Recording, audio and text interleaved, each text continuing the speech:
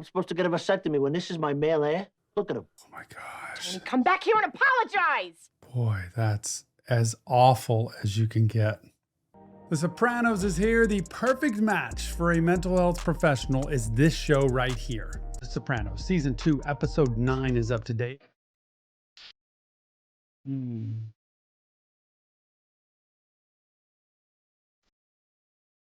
Fresh off the engagement. The Catholics.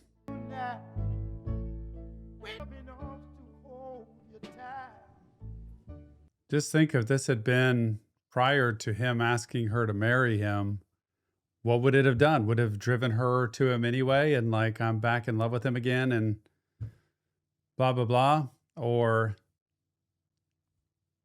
I don't know. Then you got Silvio there. Sil. I like his character. Look, you got His Holiness. That's good.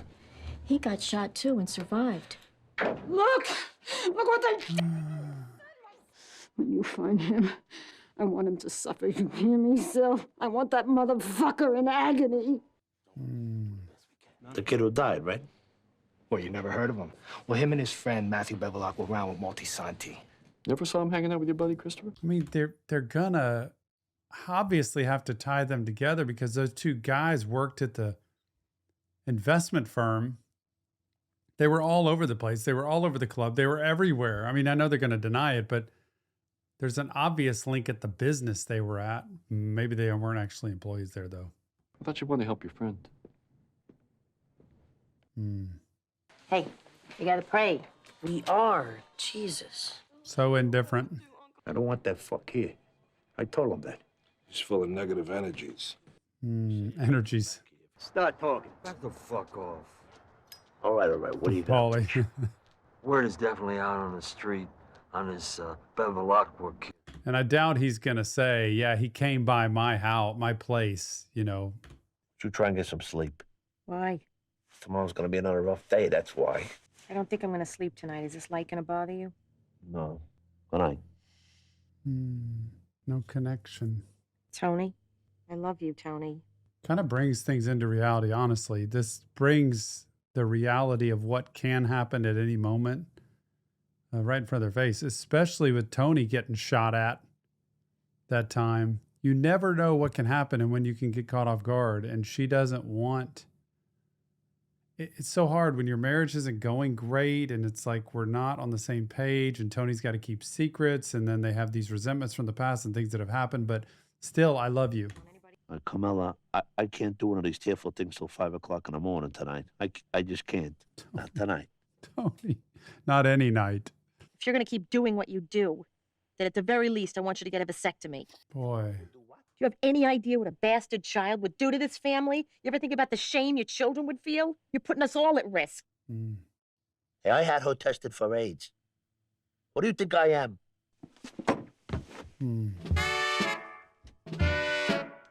You're a guy that goes around sleeping with other women, and it's known, and you don't care. I had her tested for AIDS. What is that? It's like, it's the hardest part with Tony is he's got so much going for him, but he just can't seem to make all the right choices. And in his position, it's normal to do these things. Don't go around sleeping with other women. Just don't do it. If you're going to do it, like I said, leave the person you're with. If it's that big a deal, leave the person you're with. But a lot of times people would say, I don't want to lose this. Then lose the other thing. This is very simple. That's a behavior change. Just lose that. Don't do it. But for him, he wants to be able to have his cake and eat it too. And that's what Carmela's looking out for is, do you know what it'd be like if you had a child with this other woman? You need my happy voice to tell that honey, but the razor. Code blue, ICU 3. Who is that? No! Oh my God, Chrissy! Oh, he's gonna die! just come on home. How is he? So it stopped. Oh, man. All right. Well, we Right after he just made a change. got to stay positive, right? We got to give him that. Positive This is vibes. terrible.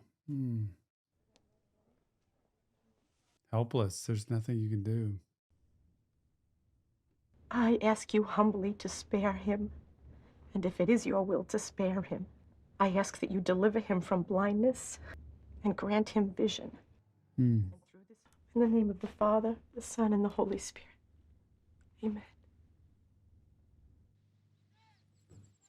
It was really well done. What a great prayer. Honestly, a very good Catholic prayer, but just a great prayer in general. If it's your will, let it be done. Thy will be done. Help me to accept it. I ask you to spare him. I mean, you've got to put your requests out there. But it's not if you just spare him, I'll be better. We've chosen this life. We know that. And we know that we're not in a position to decide or demand.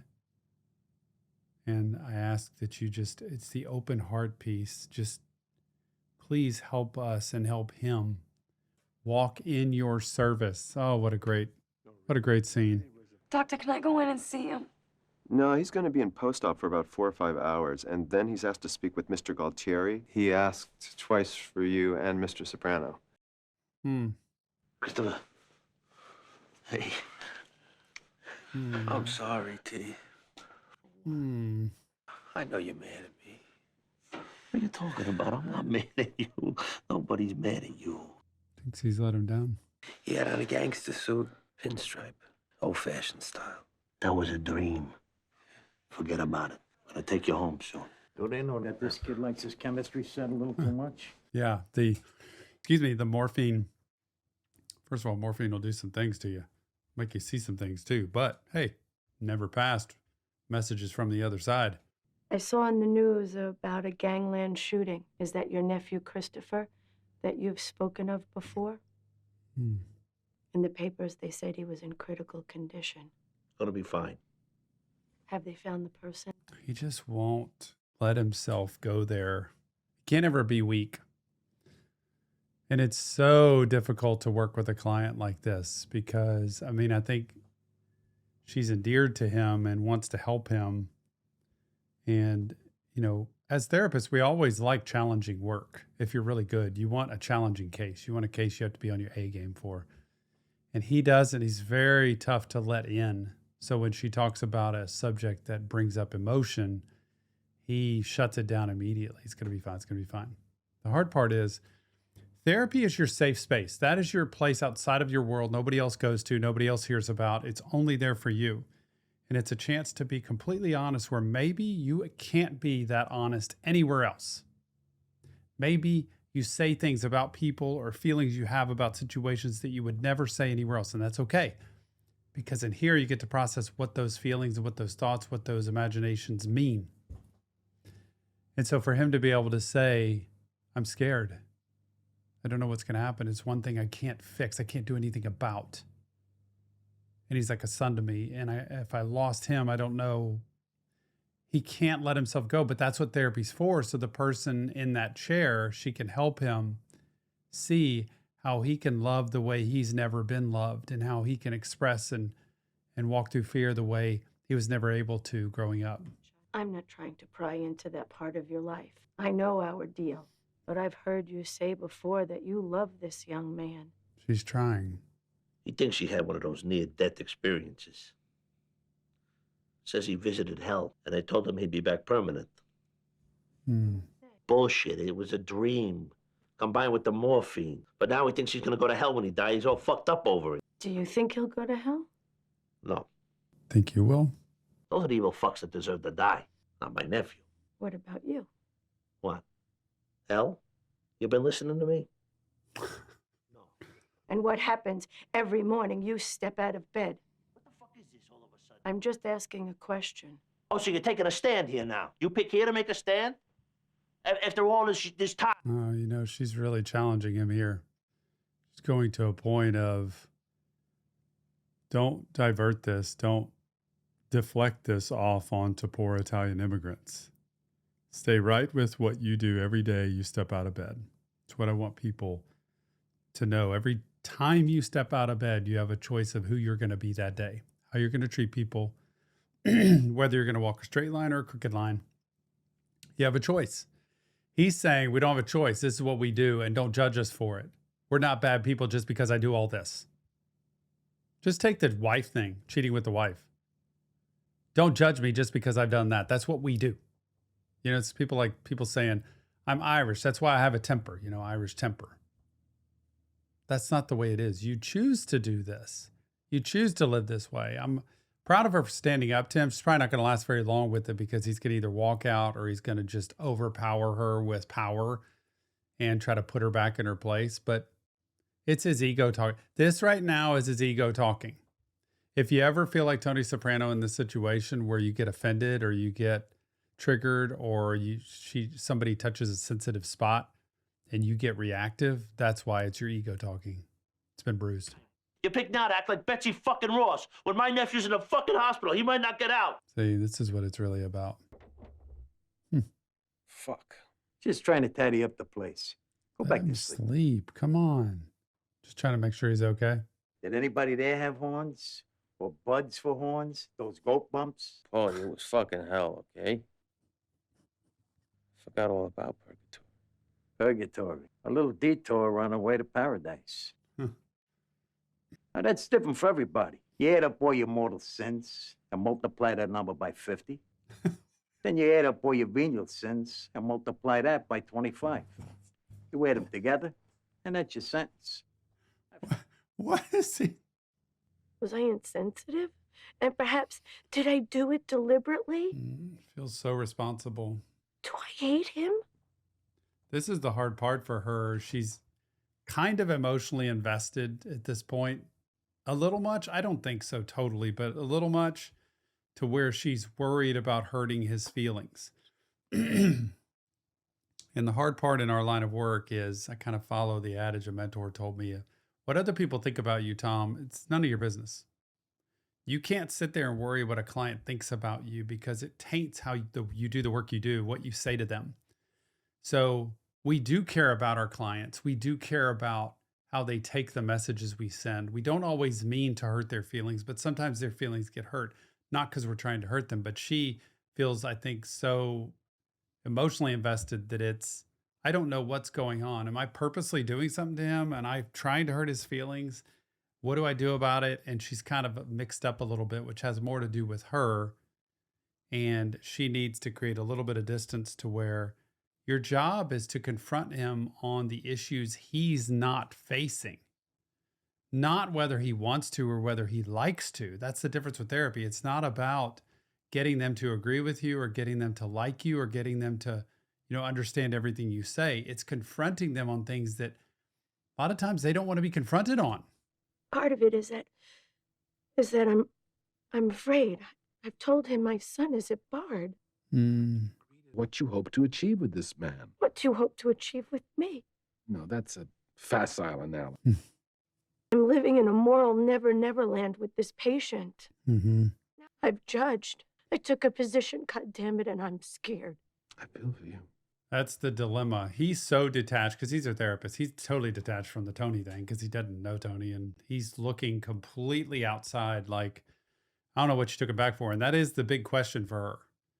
Maybe this is something you don't want to get near because you might get roped into too much. It may stir up too much for you. There are certain cases as therapists we look at and say, I don't have the emotional bandwidth. I don't have the mental space and capacity to deal with this, or it just feels like too much for me. I don't want to get him entangled in that mess. It could be a custody case. It could be an abuse case, a legal case. There's a lot of different things that some people might want to take, but I might say, this is just not for me. This isn't something I want to get involved with. And for her, she's emotionally invested with him. And so she's questioning what she's doing. With other clients she's got, I doubt she's questioning that as much. She sees them as clients. She sees him differently. I'll be back first thing in the morning. What do you want for breakfast? You don't wake up till lunch, Mom. If you want to sleep, it's okay. I brought a book. No, I just got up 10 minutes ago. The painkillers aren't helping? No, they're pretty fucking good. The other night when your heart stopped, I walked down the hall to an empty room and I prayed to Jesus to spare you. And that if he would spare you, I asked that he grant you vision. And he did spare you. And you saw, Christopher. You saw something. Something that none of us have ever seen. He's pushing that button, man. I didn't see Jesus. Tony said that you saw Jesus smiling and he took you to see your father in heaven, and then he said it wasn't your time. I was in hell, Carmela. You what? Tony lied. Maybe it was purgatory, but I don't know. Gosh, she's living in hell. It is not too late for you, Christopher. If you pray. Will you pray? You just have to follow me. In the name of the Father, the Son, and the Holy Spirit. It is true. I tell people, you know, worst case scenario, you just spend a minute or two saying things. If you don't believe in it or don't think it works. But prayer is actually a pretty good thing. In prayer and conversation, not in begging forgiveness, not in demanding things, but prayer and just conversation to God. Just, God, if you're out there, please show me, reveal. Show me something I want to see if you're really there. I want to hear. I ask very specifically for things in prayer because I have to have it right in front of my face. Like, I want to hear you and the people around me. I want to see you in my daily life experiences. And I've been angry or upset or resentful, and I haven't wanted to believe in you. So if I don't believe in you, I'm just being honest. But I want, if I'm supposed to believe in you, please show me. Just to have that clear thing. And if you pray regularly, just take a week or so, you'd be shocked at how something might reveal itself. And if it doesn't, at least you spent that time in honest talk. How was he? Fine. Same. She's so mad. Any news? No. He just can't be honest is the hard part. He just can't. So what, we're not talking now? I said what I have to say, Tony.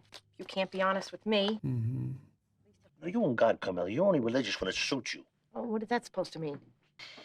I think she's changed a little bit with that. Well, whatever's down here, it's God's creation. Isn't it a sin to undo the good work he's done? Well, you should know. You made a living of it.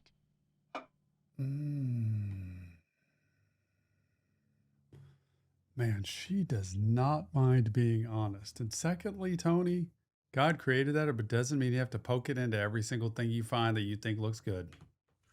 What the fuck you doing? You had dinner an hour ago. What the fuck are you doing to yourself? Tony, leave him alone. Man, so mean. I'm supposed to get a vasectomy when this is my male heir? Look at him.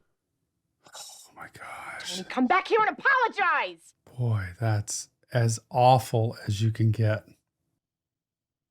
That's as awful. That's as awful as you can get. That's the worst example of parenting you can imagine right there. And I'm a big, with fathers, you can lift your son up and help him feel like he can conquer the world, or you can tear him apart and make him feel like he's a piece of garbage. And that did it right there. In those two statements. He is imploding as we speak. He can't handle what he's going through, and he throws it onto everybody else around him. And what a degenerate father to say something like that.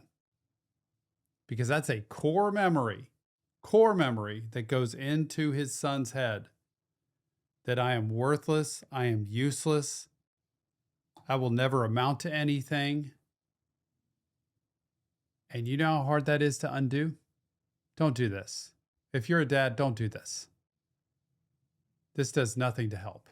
If you're frustrated because you think your child is eating too much, have a conversation with them about it.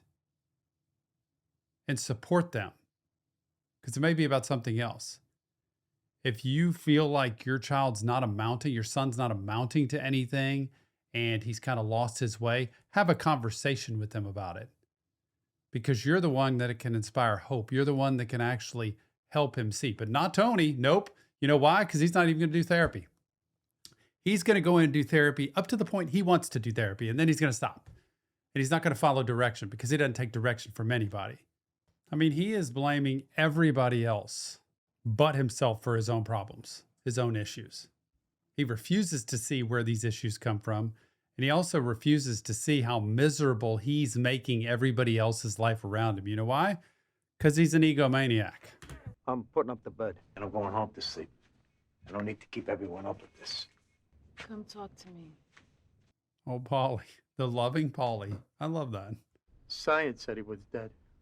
Science. You need to talk to someone who deals with this kind of thing professionally. Amen. Therapy? Come on. His name is Cullen. He's a psychic. A psychic? Get the fuck out of here. He's famous for contacting dead relatives for people. No, let's not do that. Let's go to therapy. You're going to be eating off the scale. You better remember me, man. Yeah, I will. Now you got something. Barney State Park. You know where that George Washington slept two houses?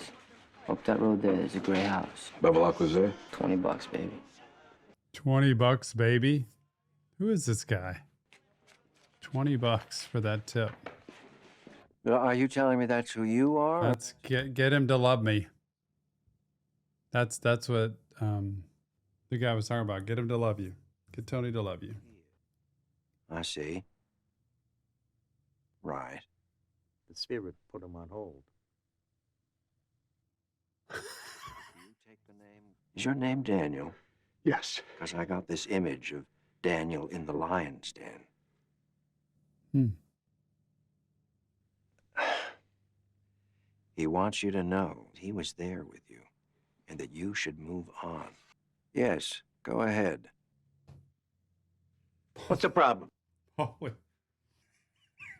What the hell's the matter? Please, go on. He wants to know if it still itches. Man. What the fuck are they saying? You really want me to say it? Fuck you and this bullshit. Polly. I'm asking you to leave, sir. Eh? Fucking quiz! Poor Polly. He just doesn't. I gotta tell you though, I've had experiences with this, with someone who's been able to do very, very similar things like that without any information. And so, while I don't necessarily believe in psychics, like people that, especially with people who do it for money, because it can be questionable on what they're doing, and they can be very good at asking or saying the right things to figure out what the person really wants. And as the person who's receiving, you have to be very still and quiet to not give any information. And it's kind of like yes, no answers so that you don't give it away. But I've seen stuff. I'm telling you, I've seen people.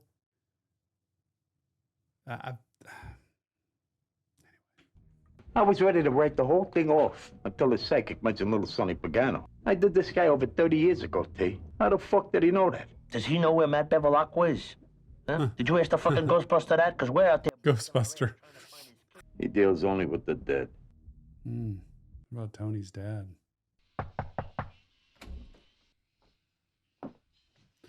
I'll tell you one thing, though. AJ has gotten a definitely larger, I don't know if it's the character he's developing or if it's just a part of his progression in life, but he is bigger. He's gained more weight. I don't know if he's grown taller as well, but I also don't know if that's what they're doing with developing the character, or if they're trying to make it look that way because of this whole theme. But he's bringing in pizza and Dr. Pepper. I'm not hungry. You mind if I sit here while I eat?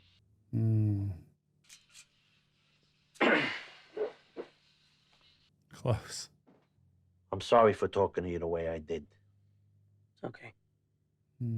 No. It's not okay. Couldn't ask for a better son, AJ. And I mean that. Thanks. Want a piece of pizza? What's going on? Nothing. Have a piece of pizza with your son first. This is heartbreaking. I know their abandonment, dismissiveness. She knows what it is. He's way the fuck out near Morristown, Barney State Park. Oh, what about that George Washington slept here house? Yeah. You don't have to do this. Furio and me are on it. I want to do this. Cut Furio loose. Raise a crowd. Wow, the two of them. If I was Puss, I'd be a little nerve. Us. It was Sean. You gotta believe me, it was Sean. He got nuts. He said we're being pissed on and disrespected, and then we should score points with Richie. But I told him, hey, Rome wasn't built in one day. He's the whole deal that did that. Come here, come on. Pissing himself. Are you sure? Nobody else was involved. Take a minute, think it over. It was Sean all the way. Hmm. The last fucking drink you're ever gonna have. Oh, God, Mommy! Mommy, please, Tony, please.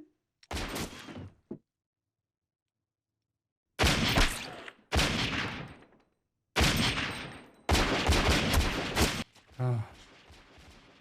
23 years of donations to your parish. And this is what this guy sees hanging over me? You should have never gone to a psychic. It's divination. It's the devil. Completely unsanctioned by the church. The priest smoking it up, drinking it up. I should have had immunity to all of this shit. I should have been covered by my donation. But don't worry, Paul. I'm here. I can help you. It's too late. You've been slacking off on me. Remember the first time you brought me here? Yeah, I remember. Popped my cherry that night. Seems like old times. Get him to love you.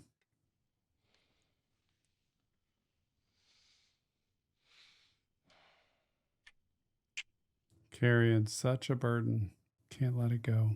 I've been thinking. I'll do it. You do what? Snip, snip. I don't want you to do it, Tony. No, you want me to do it. And now I want to do it. So? I want you to stop sleeping with other women. Meadow is leaving soon. I may want to have another baby. Maybe.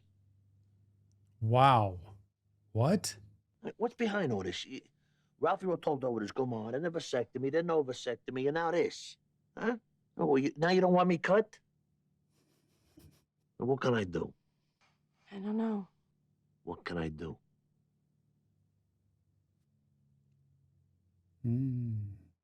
Prove it to me.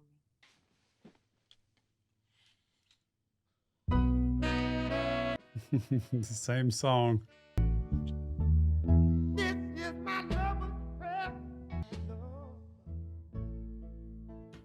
Oh, what an ending to an episode. Tony and Carmela going at it. Another baby into that family. I don't know, man. Probably not the best idea for a, short term, long term, when you look at 18 more years down the road of another child going to college and you're like old. I don't know. Prove it to me. Wife says all the time, I watch your feet, not your mouth. Your mouth can talk all day long. Fast as feet, they gotta walk step by step. Remember that, gentlemen. Show them with your feet, not your mouth. What a great episode. There's so much going on that we left hanging with Christopher and what's going on. All of this stuff. Such a good show, but so heartbreaking at the same time. Tony, as soon as I want to throw him away, I want to pull him back in. Remember, it's not real therapy, just Tom. Break it down. Sopranos. If you want help, check the links in the description. Leave your comments and join us on Patreon, the VIP tier. It has everything unedited. Sopranos episodes, all unedited and earlier than YouTube. Don't miss it. VIP tier, Patreon. And never forget, mental health matters. We'll see you on the next Reaction Therapy.